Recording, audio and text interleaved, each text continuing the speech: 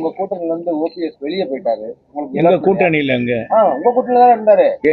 பாஜக உங்களோட இருக்குன்னா பாஜக கூட நீங்க கூட்டணி வச்சுன்னா உங்க கூட்டணி தானே? அப்படி இல்லை.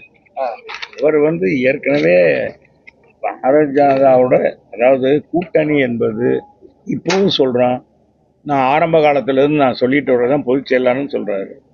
இந்த கூட்டணி என்பது இறுதி கட்டத்தில் தான் அது முடிவாகும். ரெண்டு பேர் இயக்கங்கள், திராவிட இயக்கங்கள், திராவிட முன்னேற்ற கழகத்திலையும் அப்படியே தான், அண்ணா திராவிட முன்னேற்ற கழகத்திலையும் அப்படிதான். தேர்தல் கூட்டணி என்பது அந்த காலகட்டத்தில் வாக்குகள் சிதறாம அந்த வாக்குகளை ஒன்றுபடுத்தி ஆட்சிக்கு வர அண்ணா திராவிட முன்னேற்ற கழகம் எப்பொழுதும் அதை சரியாக பயன்படுத்தி வந்து கொண்டிருக்கிறது. இந்த தேர்தலில் எங்களுடைய கழக பொதுச் செயலாளர் புரட்சி தமிழர் எடப்பாடியார் அவர்கள் கடந்த 7ஆம் தேதி புரட்சி பயணம் மக்களை காப்போம், தமிழகத்தை மீட்போம் என்ற தாரக மந்திரத்தோடு மக்களை சந்தித்து வருகிறார். பல மாவட்டங்களுக்கு, பல தொகுதிகளுக்கு சென்று வருகிறார். எங்கு பார்த்தாலும் மக்கள் கடலிலே அவர் நீந்தி வருகிறார்.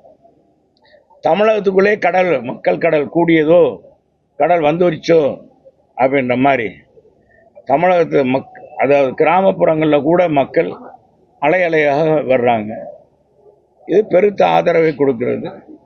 இருந்த போதிலும் அண்ணா திராவிட முன்னேற்ற கழகம் மீண்டும் ஆட்சிக்கு வருவது என்பது திண்ணமான ஒன்று, உறுதியான ஒன்று.